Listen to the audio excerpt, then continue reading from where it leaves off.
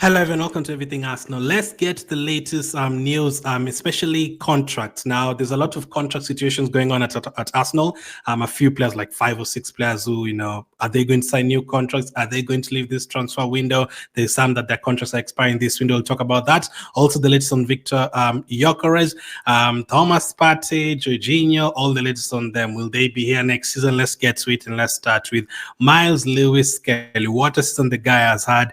Like, I can't believe how good he is. I've rewatched some of the games, I rewatched some of his highlights and the things that he does. I'm like, this is crazy. Like, this guy's not supposed to be good this early. Like, we actually all thought that Nwaneri is ahead of Lewis-Skelly, and here Lewis-Skelly is being picked by England and starting for England, and he's literally become a regular in our team. And this is a team that has a lot of players who can play left back. Calafiori, Tierney, Zinchenko, Lewis-Skelly. Kiwior's played there before, Timber's played there before, but Lewis-Skelly is the one who's, starting there. So incredible. The way he handles the ball, and he calls for the ball and doesn't just pass it or clear it or whatever. No, he actually gets the ball and runs with it, whether we're playing against Real Madrid, Everton. He doesn't care about the physicality, about the experience of those teams. This guy's a proper player. This is what Fabrizio Romano has to say. Talks between Arsenal and Myles Lewis-Skelly are underway as new deal is considered just a matter of time. Andrea Berta will lead the process with club and player are very happy together, as Mikel Arteta considers Myles as a key piece for his team also in the future. I saw people getting wide, like, oh my goodness, let's give him a contract right now before he leaves. Nah, players like Lewis-Skelly are not going to leave right now. Like, people are comparing him to like Chido Obi Martin stuff. No, Chido Obi Martin never played for Arsenal. Lewis-Skelly he's a regular for Arsenal. And imagine, why would Lewis-Skelly leave Arsenal right now? Like, I don't see why he would leave. To go where? So Lewis-Skelly is definitely going to be here for for a lot of many more years, and I cannot wait to see how he does for us for the upcoming years. This was his first season as a professional for us, and imagine his second season, his third season, when he becomes a regular and he knows. Imagine if he actually ends up winning something this season, the kind of level he's going to be on. He's going to continue playing more games for England. Like, I'm so excited to see where Lewis-Skelly is heading, and the best thing about him on top of that is Lewis-Skelly is actually a midfielder and he's playing at left back. So how crazy is that? You can actually think he's a left back, the way he defends very well. I still remember the clearance that he had against Leicester away. That is a game he could easily have gone 1-0 down, but Lewis-Skelly makes an incredible clearance in that game. So let's see what kind of contract he gets given. I think they get paid, him and Nwaneri, like less than 10,000 per week or something. Obviously, they are still young, but let's see what happens. Now, Lewis-Skelly is not the only player who's currently discussing contracts. The next one is Bukayo Saka. According to hand of Arsenal are progressing very well in their talks to extend Bukayo Saka's contract. The star is set to become the highest paid player at the club. So deservedly so. I think over the last 5 years, he's been our most consistent player by far. Like, this season, he was so unlucky he picked up that injury, because if you check his numbers in terms of goals and assists, it's always improved like every single season since he started playing for us. This season, I'm sure he would have been like on 18 assists, 19 assists by now. He had 10 by December, and all those games where he missed someone to, create chances for us, all those games that we struggled. Saka would have picked up a few more assists there, a few more goals. Then for him to, he's not even anywhere near our highest paid players, and I think he definitely deserves it. He's still our star boy, but he's not a star boy anymore now. You feel like he's the grown guy in the team. You can see the likes of Nwaneri looking up to him, and this is a player that every time, every single season you see him getting compared to someone new. It's or Rashford was before him, but we were hearing Rashford is better than Saka, and then we were hearing Foden is better than Saka, and then we were hearing Palmer is better than Saka, and then last week we were hearing Rodrigo is better than Saka. Saka is still here doing his thing. Palmer, one good season. Foden disappeared this season. Rodrigo got outshined by Saka in both games, one against Real Madrid. So Rashford, Saka's been way ahead of him the last 5 years. So that is just an example. Saka is a player like even in England, like, I can't see anyone taking his right wing position. Like, he's been out for 4 months and there's no one who's been able to, take that position. This is a guy that we need to keep for many years. This is a guy who's very important, not only in terms of open play. You saw the way he was tearing Ipswich apart the other day, and that is a half-fit Saka. That was a half-fit Saka destroying Real Madrid at the Bernabeu. So What a player is, he needs to be, if he gets at the highest paid, I think that will be like 350,000 or something. The highest right now, likes of Havertz and players like that, but Saka definitely deserves to be at the top of that list because can I get it? So Havertz is 280,000, Jesus 265, Odegaard 240, Declan Rice 240. So you could actually end up on 300,000 per week, Bukayo Saka. So he's nowhere near even our top 5 highest paid players. So he definitely deserves to be there. So that is the latest on Bukayo Saka. I'm confident he will sign a contract. No worries with that one. Next up, let's talk about Thomas Partey and Jorginho. Thomas Partey and Jorginho are both expected to exit the club this summer when their contracts expire. This is according to Sammy Mockbell. Now, you already know Jorginho is definitely going to leave.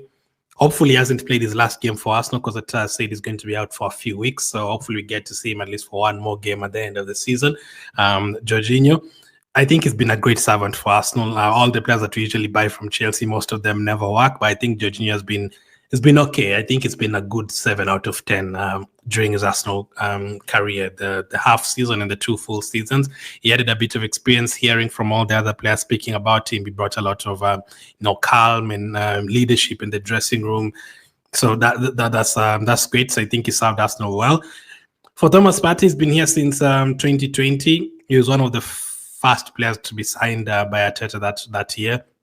Him and Gabriel Magalhaes. And this season, I think even those games that we are playing very, very poorly around November and December against Newcastle away, Bournemouth away, those games, Thomas Partey was really good in most of those games. And throughout the season, he's managed to stay fit and he's been a top player for us this season. And he's even covered at right back. And personally, for me, I actually think most of the time he's played at right back, he's actually done well. Maybe there's 1 or 2 games like Aston Villa at home at right back, he didn't do well. But there's games, I think, against Liverpool, he played at right back and I think he did well. So he's been able to cover there where, Ben White was injured, Tomias was injured. We didn't really have anyone else to play there. Timber had a knock and Partey had to fill in. So he's been a great servant. As I've said, I'd give him a 1-year contract to stay next season. He doesn't even have to play every single game. No, in case we sign another midfielder, they can rotate. For me, I was looking not to sell too many players, letting go of too many players. I was looking to add to the team that we have because I feel like 90% of these players are still very good. So, but I'm not the one who's making the decision. So I don't know. It depends. Do Arsenal want to keep him? Or does the age become the problem because he gets paid? Do they feel like that money that he gets paid per week is too much? They need to get someone younger. Or, does Partey himself want to stay or does he want to leave? That's something else that we need to know. Does he actually want to stay or does he want to move on and try something different in his final years? Maybe move to Saudi Arabia, maybe move back to Spain. There's been talks of that. Who knows? We don't know about that. So let's wait and see what happens with this one. But right now, I feel like 65% is not going to be here next season. But let's see what happens with Thomas Partey. Jorginho is definitely going to leave, so let's see. But letting go of both of them would be a bit weird because does that mean Rice comes back and plays number 6 next season? Even if he signs Zubimendi, we'll still need an extra player there. So all that will be interesting unless they just go with forward players and then push Merino back to midfield. I don't know. Havertz becomes a midfielder next season again. I just don't know what is going to happen. But that's latest on Partey and Jorginho. Before we go to Kiwior's news, I hope you guys saw this stat. Arsenal are unbeaten in the last 21 matches that Jakub Kiwior started in all competitions. 15 wins, 6 draws, 0 losses, 10 clean sheets. So he's actually done very, very well. For me, I've always said Kiwior is nowhere near like the poor defenders that we had. We cannot put like this guy in the same category as Sylvester or Scolacci or what is his name? Ignacio Mikel or so those kind of players. Kiwior is way better than that. And I think he's filled in well, absolutely incredible. He's not Gabriel, obviously not that Gabriel is like the best defender in the world, but he's done his job. And he's made a few mistakes here and there, but I can count maybe how many have cost us a goal. You can maybe say Bournemouth away, he gave away the ball and he considered a penalty. But maybe one or two the whole season. So, and he has played. He has featured last season. He featured a lot for us at left back when he needed him. Another versatile player. It's going to be interesting to see whether that is going to actually let him go because Arteta loves this versatile players who can play. He can play 3 defensive positions, and he's a very good passer of the ball as well. Over the top, very good passer. No wonder both AC Milan and Napoli are interested in Jakub Kiwior as he is keen on a return to Italy for a regular action. That was a good transition. Kiwior is known as one of the quieter men in the changing room, with the club sources struggling to get more than a few words out of him at times. So doesn't talk a lot. He just goes out there and does his job. Is not one of the leaders in the team. This is according to Jordan Davis. So Kiwior just turned 25. It feels like he's been here. He came here at the same time with Jorginho and Trossard. But Kiwior is actually only 25 years old. He was born in the 2000s, so he's actually still very young. He's nowhere near like you'd think. Kiwior is like 29. Is now you can go back to Italy, but no, Kiwior can actually if he decides to stay and Natita decides to keep him, he's actually a player who can be here for the next 5 years and no problem.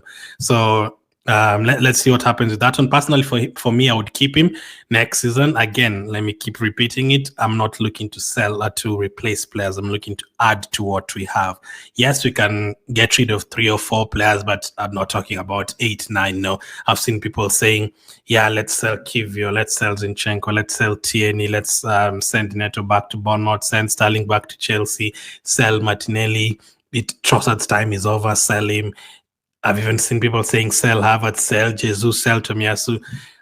There's some there that can't be sold anyway, the players with injuries, but even the ones that we've mentioned there, that's too many players. And then you'll need, are we going to sign 10 players in the summer? That is not the case. So still players like that is going to be needed on the bench and stuff. So, and you can't just change the entire team.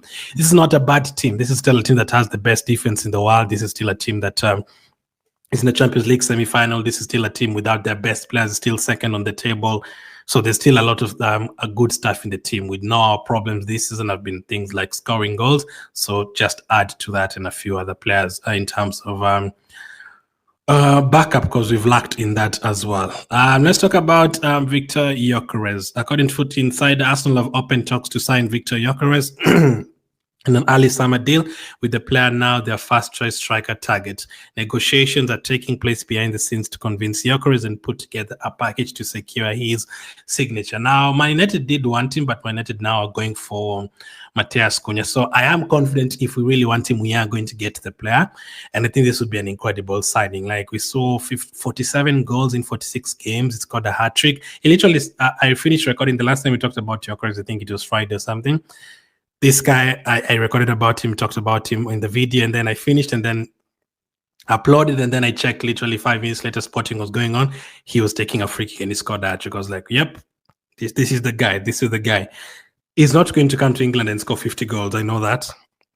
But even if he gives us half of that, I was checking our top scorers yesterday in the Premier League, like 9, 7, 5 goals. Like, it's even crazy that we are second in the table and semi-final of the Champions League. I know in the Champions League you scored a lot of goals, but if you think about it, Trossard has like 6 or 7 goals, I think. Martinelli like 6, Odegaard like 4 goals or something. Havertz like 9, Jesus less than 10. Saka has been out, he has like 5 or something. Like, none of those players has more than 10 goals in the Premier League, none of them. And if you go to all competitions, maybe you'll get a couple with more than 10. It's even miraculous that we got into a Carabao Cup semi-final, Champions League semi-final, league second as well. Like, looking at those, if I just looked at the goals and you told me this is a team that has someone who scored 4 goals, another one 5 goals, I'll tell you this is a team maybe in 8th or 9th or something. So very interesting. But Gyokeres would definitely be better for us, even if he comes to us and scores half of those goals that I've said, those 47. If he comes and scores like 23. That is still going to be big for us, because we've not ever really had anyone who can score 20 plus goals since Aubameyang. Now, he will cost money, obviously, as Fabrizio says. Gyokeres can leave Sporting for a fee of around 65 million euros, package with add-ons in the summer. My future, no one can predict what will happen. We enjoyed the moment. That is what he had to say. Agreement with Sporting to allow 100 million release clause. Can't say anything about that. I think that is a risk worth taking. If it was 100 million, I'd still even be tempted to take him. But for 65 million, I think that is a no-brainer. And that is in euros. So you're talking like 55 million pounds. That is a bargain. That is a huge bargain. These days, you're not going to get strikers for cheap like that. Even goalkeepers these days, you're going to get goalkeepers for 50 million. So if you want to improve the spine of the team, which I think we have a really good spine, Raya for me has been the best goalkeeper in the league this season. Saliba and Gabriel, we don't even have to talk about them. Rice, we don't have to talk about him. We are lacking a striker because they're surrounded by very good players like, Saka and Timber and all these guys. Our team is very good. Just bring a striker and obviously a few more players, and I think we'll be good to go. And those chances, like the other day, saw Odegaard created like 6 chances against Ipswich, but 1 assist. If those chances drop to Gyokeres, maybe Odegaard has 2 or 3 assists in that game. So let's see. But that's the latest in terms of the news. I saw some other news popping up today, but I'll talk about it another day. Let me know what you make about this that you've talked about in this one. Thank you for watching, and I'll catch up with you guys on the next.